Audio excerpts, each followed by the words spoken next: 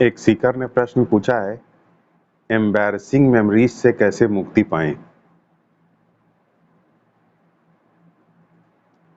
देखिए, वैसे तो एम्बैरसिंग मेमोरीज बहुत सारे तरीके से बन सकती हैं, लेकिन साधारणतः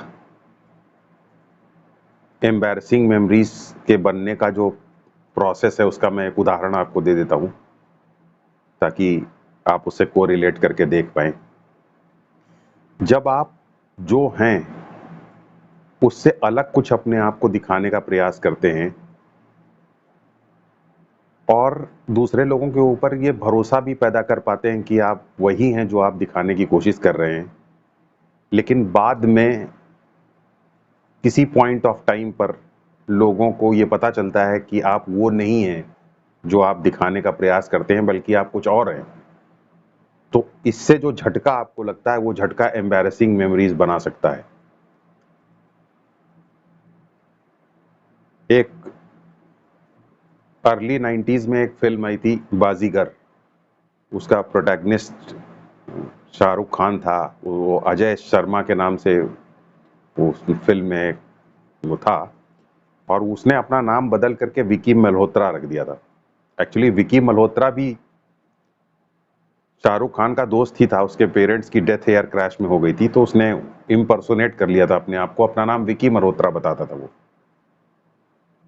तो एक दिन वो जो है अपनी गर्लफ्रेंड के साथ जा रहा होता है, और तब तक असली विकी मल्होत्रा उसको मिल जाता है, और वो उसको कहता है कि और अजय शर्मा तुम कैसे हो। तो शाहरुख खान और एक्चुअल विकी मल्होत्रा के बीच में झगड़ा होने लग जाता है। वो कहता है कि भाई मैं मेरा नाम ये नहीं, अजय शर्मा नहीं है, मेरा नाम अजय शर्मा नहीं है। तो जो उसकी गर्लफ्रेंड होती है वो कहती है कि नहीं है, इसका नाम अजय शर्मा नहीं, इसका नाम विकी मल्होत्रा है, शायद आपको कोई गलत फहमी है। तो वो जो एक्चुअल विकी मल्होत्रा होता है वो कहता है कि विकी मल्होत्रा इसका नाम नहीं, विकी मल्होत्रा मेरा नाम है। तो इस प्रकार वहां एक बड़ी ही एम्बैरेसिंग सिचुएशन शाहरुख खान के लिए क्रिएट हो जाती है। अगर एक्चुअल लाइफ में किसी के साथ इस तरीके की सिचुएशन क्रिएट हो जाए तो इससे कुछ ऐसी एम्बैरेसिंग मेमोरीज क्रिएट हो सकती हैं जिनका असर अगर ताजिंदगी रहे तो कोई बड़ी बात नहीं है। अब इस तरीके की एम्बैरेसिंग मेमोरीज थोड़े थोड़े अंतराल पर आकर के आदमी को एम्बैरस करती रहती है। प्रोबेबली इसी तरीके की कुछ एम्बैरेसिंग मेमोरीज के बारे में आपने बात की होगी, या इससे मिलती जुलती किसी सिचुएशन में वो एम्बैरेसिंग मेमोरीज बनी होंगी। उसमें डिटेल में ना जाना जरूरी है और ना उसका पता लगाना जरूरी है, क्योंकि इसके प्रोसेस को बस हम एक बार समझ लेंगे तो हम आसानी से इस तरीके की एम्बैरेसिंग मेमोरीज से मुक्ति पा सकते हैं। देखिए, हम जो हैं उससे अलग दिखाना भी एक प्रोसेस के तहत ही होता है, क्योंकि हमारी जो एक्चुअल आइडेंटिटी है, जो हमारा स्वभाव है, जो हमारा एक्चुअल नेचर है, वो इन्फिनिट है। अगर आप लॉजिकली उसको एक्सप्लोर करें, शास्त्र में भी ये बात बताई जाती है, तो आप पाएंगे कि अगर उसको लॉजिकली आप स्टडी करें, लॉजिकली अपने आप को स्टडी करें, तो आप पाएंगे कि आपका जो स्वभाव है, जो आपका नेचर है, वो इन्फिनिट है। तो जब भी आप अपने आप को बॉडी फॉर्म मानते हैं, कोई सेल्फ आइडेंटिटी अपने आप को देते हैं, तो हमेशा आइडेंटिटी लिमिटेड होती है, और उस लिमिटेड आइडेंटिटी को आप हमेशा अनलिमिटेड आइडेंटिटी में क्रिएट करने की एक सप्रेस डिजायर होती है, क्योंकि आपका इन्फिनिट नेचर अपने आप को हमेशा क्लेम करने की कोशिश करता है। तो इसीलिए आप जो भी सेल्फ आइडेंटिटी रखते हैं उससे आप कभी भी संतुष्ट नहीं रहते। तो आप कुछ और बनने की कोशिश करते हैं, कुछ और दिखाने की कोशिश करते हैं, और कुछ और दिखाने के लिए झूठ बोलना, हालांकि ये बहुत ही पैथेटिक तरीका है इन्फिनिट बनने का, लेकिन है मूलतः ये इसी वजह से क्योंकि आपका जो इन्फिनिट नेचर है वो अपने आप को क्लेम करने की कोशिश करता रहता है हर वक्त। तो एक तरीके से देखा जाए तो ये बहुत ही हार्मलेस है, और इस तरीके की एम्बैरसिंग मेमोरीज को और इस तरीके की एम्बैरसिंग घटनाओं को बिल्कुल सीरियसली नहीं लेना चाहिए। लेकिन अगर आप इसको सीरियसली ले रहे हैं तो आप इसको कुछ एक टेक्निक है उसको फॉलो करेंगे अगर आप, तो आप धीरे धीरे इस एम्बैरसिंग मेमोरी को आप डाइल्यूट कर पाएंगे।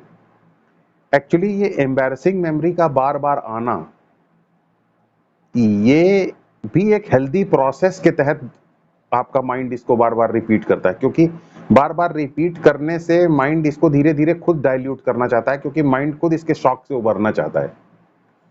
तो बस आपको इतना करना है कि आपको अपने माइंड की थोड़ी हेल्प कर देनी है, ताकि आपका माइंड इससे उबर सके। अब जनरली प्रॉब्लम क्या होती है, सही कोई एम्बैरेसिंग मेमोरी आपके दिमाग में आती है, आप बस उसको अवॉइड करना शुरू कर देते हैं और उसी से वो और स्ट्रांग हो जाती है। जैसे अगर आप मान लीजिए बार बार ऐसा सोचें कि मैं बंदर के बारे में नहीं सोचूंगा, बंदर के बारे में नहीं सोचूंगा, तो आप किस चीज के बारे में सोच रहे हैं? बंदर के ही बारे में बार बार आप सोचेंगे, माइंड में भी बार बार बंदर का ही ख्याल आएगा। तो माइंड जब एम्बैरेसिंग मेमोरी लाए तो आप उसको रेजिस्ट ना कीजिए, आप जरा उस एम्बैरेसिंग मेमोरी की एनर्जी फील्ड के अंदर एंटर होने की कोशिश कीजिए। आप पता लगाइए कि उस एम्बैरेसिंग मेमोरी में कौन कौन सी ऐसी चीज थी जिसकी वजह से आप इतना ज्यादा एम्बैरेस्ड हुए।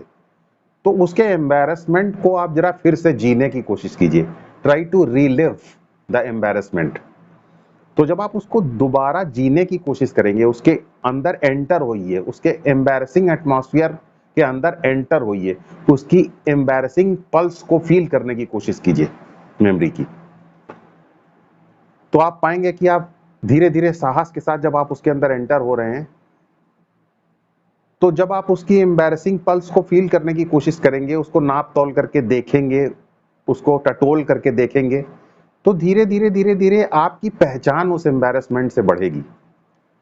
और जितनी ज्यादा आप एम्बैरेसमेंट से पहचान पैदा कर पाते हैं, जितना ज्यादा आप उससे वाकिफ हो पाते हैं, उतना ही वो नेचुरलाइज्ड हो जाता है और उतना ही उसका रिपीट होने का साइकिल खत्म हो जाता है। क्योंकि जितना आप उसके प्रति, जितना आप उससे जान पहचान बढ़ाएंगे, उतना ही उसका एलियनेशन खत्म हो जाएगा, उतना ही वो एज ए एनिमी उसकी आइडेंटिटी खत्म हो जाएगी। और जब उसकी एज ए एनिमी आइडेंटिटी खत्म हो जाएगी, तो वो धीरे धीरे अपना ही फिजल आउट होना शुरू हो जाएगा, धीरे धीरे कोलैप्स होना शुरू हो जाएगा। तो आप एम्बैरेसिंग जो भी सिचुएशन है उसको रीलिव करिए, आप अपने दिमाग में ले आइए, फिर से उस सिचुएशन के अंदर एंटर होइए। आप देखिए कि किस प्रकार आपने कुछ अपने आप को बताने की कोशिश की, फिर अचानक दूसरे लोगों ने आपके बारे में ये पता लगाया कि आप वो नहीं बल्कि वो हैं, उससे आपके अंदर एम्बैरेसमेंट पैदा हुआ। उस एम्बैरेसमेंट से क्या हुआ, दूसरे लोगों ने आपके बारे में क्या सोचा, उसको रिलीव करने की कोशिश कीजिए। उनके फ्रेम ऑफ रेफरेंस में जा करके जरा देखिए कि वो कैसे उसको महसूस कर रहे हैं, उसकी एनर्जी फील्ड को महसूस कीजिए। आप पाएंगे कि बहुत ज्यादा वैरायटी नहीं है उस एम्बैरेसिंग मेमोरी में, कुछ 10 15 20 तरीके की उसके अंदर बस परम्यूटेशन एंड कॉम्बिनेशन है। सारे परम्यूटेशन कॉम्बिनेशन को उसके एक्सप्लोर करके देखिए। तो जैसे जैसे आपकी फेमिलियरिटी बढ़ती जाएगी, वैसे वैसे उस एम्बैरेसिंग सिचुएशन का जोर आपके ऊपर, एम्बैरेसिंग मेमोरी का जोर आपके ऊपर कम होना शुरू हो जाएगा। इसी को दूसरे शब्दों में कहते हैं कॉन्शियस होते जाना। जैसे आपकी जो मेमोरी है अभी वो अनकॉन्शियस स्टेट में है, जब आप उससे वाकफियत अपनी बढ़ाते हैं, अपनी फेमिलियरिटी बढ़ाते हैं, तो आप इसका मतलब कॉन्शियस होते जा रहे हैं। कॉन्शियस होने का मतलब कुछ नहीं है, उसी जो पेन पैटर्न है, जो गांठ है, उस गांठ से जान पहचान बढ़ाना। जितना आप जान पहचान बढ़ाएंगे, जितना उसको उलट पलट करके देखेंगे, खोल करके देखेंगे, उसकी स्ट्रैंड्स को देखेंगे, उतना ही वो गांठ खुलती जाएगी। तो आप बार बार रिलीव कीजिए। तो रोज आप एक प्रैक्टिस कर लीजिए, एक मेडिटेशन क्रिएट कीजिए, अपने मेडिटेशन कीजिए। और वो ये है कि आप जो भी एम्बैरेसिंग मेमोरी है, रोज आप 10 मिनट के लिए या 15 मिनट के लिए आप बस बैठ जाइए, और जो घटना आपके साथ हुई है, जो एम्बैरेसिंग सिचुएशन आपकी रही है, उसके ऊपर बस फिर से उसको रिलीव करने की कोशिश कीजिए रोज। तो आप धीरे धीरे उसकी फेमिलियरिटी उसके साथ डेवलप कर पाएंगे, और इस प्रकार वो जो पेन पैटर्न है वो धीरे धीरे डिसॉल्व हो जाएगा और आपका जो एम्बैरेसिंग मेमोरी है वो खत्म हो जाएगी।